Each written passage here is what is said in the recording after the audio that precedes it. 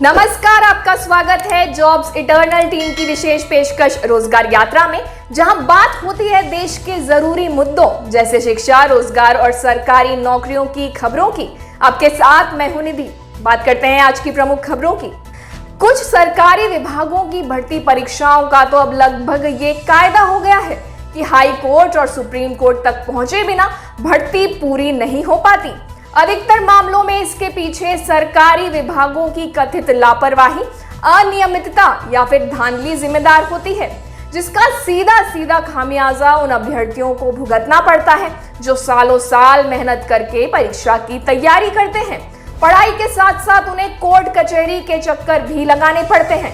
आज हम ऐसी ही एक भर्ती प्रक्रिया के बारे में आपको जानकारी देंगे, जिसकी प्रक्रिया अधर में अटकी हुई है। यह भर्ती है 2019 में निकली छत्तीसगढ़ शिक्षक भर्ती।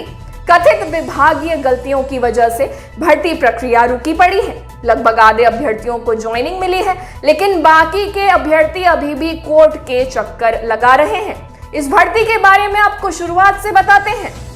छत्तीसगढ़ सरकार ने मार्च 2019 में 14,580 पदों पर शिक्षकों की सीधी भर्ती के लिए विज्ञापन जारी किया था। अगस्त में परीक्षा हुई, जिसमें लगभग 3 लाख अभ्यर्थी शामिल हुए। नवंबर में रिजल्ट आया। इसके बाद मेरिट लिस्ट वेरिफिकेशन का काम शुरू हुआ, जो कि फरवरी 2020 तक चला। यहाँ तक सब ठीक रहा। अब बस नियुक्ति आदेश और ज्वाइनिंग बाकी रह गई थी, लेकिन 2 साल बीत जाने के बाद भी अब तक भर्ती पूरी नहीं हो सकी है। करीब 7,000 अभ्यर्थियों को ही ज्वाइनिंग मिल सकी है। यह मामला हाई कोर्ट में लटका हुआ है। अभ्यर्थियों का आरोप है कि विभाग की ओर से अनियमितताएं की गई। भर्ती नियम में स्पष्ट लिखा है कि भर्ती परीक्षा परिणाम के बाद का कोई भी दस्तावेज मान्य नहीं होगा, लेकिन फिर भी विभाग ने कुछ लोगों को पात्र कर दिया।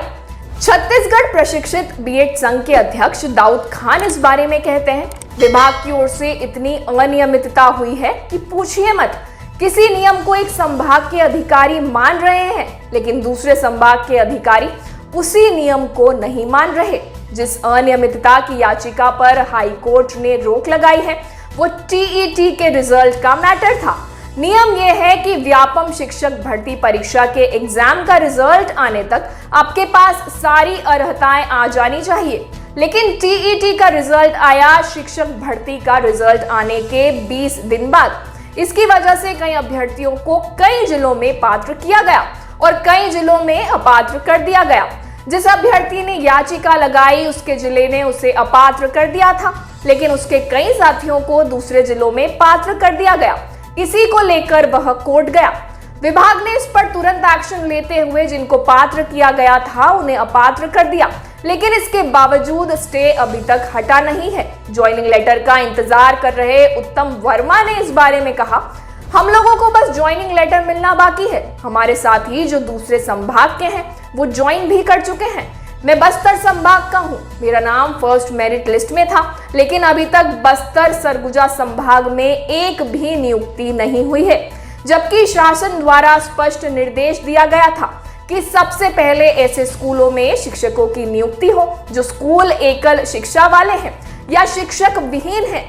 हम लोग पीड़ित हैं, मानसिक रूप से परेशान हैं। हम लोगों की समझ में ही नहीं आ रहा कि क्या करें। प्राइवेट सेक्टर में जाएं तो पता नहीं कब छोड़ना पड़ जाए। सरकार की तरफ से भी कुछ नहीं किया जा रहा है।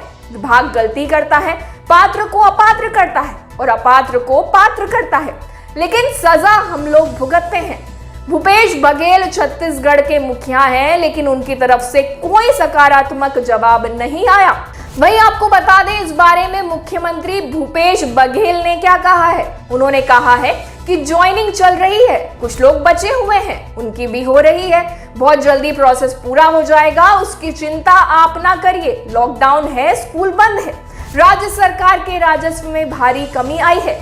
इसके बावजूद हम 14,580 शिक्षक शुरू किए, जो 1998 के बाद छत्तीसगढ़ मध्य प्रदेश में नहीं हुआ था। हमारी सरकार ने उसे शुरू किया।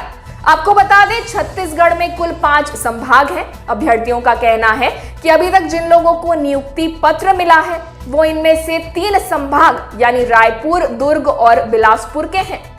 बाकी बस्तर और सरगुजा संभाग में अब तक एक भी नियुक्ति नहीं हुई है, जबकि यहीं के स्कूलों में शिक्षकों की सबसे ज्यादा कमी है। अभ्यर्थियों का आरोप है कि सरकार कोर्ट में कायदे से पैरवी नहीं कर रही है। हम सरकार से बस यही अपील करना चाहेंगे कि इन अभ्यर्थियों को जल्द से जल्द ज्वाइनिंग दी जाए। इस भर्ती की सभी अपडेट्स के लिए बने रहिए जॉब्स इटर्नल के साथ। भारत की सबसे बड़ी सार्वजनिक क्षेत्र की कंपनी यानी इंडियन ऑयल कॉर्पोरेशन लिमिटेड ने मथुरा, पानीपत, हल्दिया, बरौनी और अन्य जगहों पर स्थित रिफाइनरी में अप्रेंटिस की भर्ती के लिए विज्ञापन जारी किया है।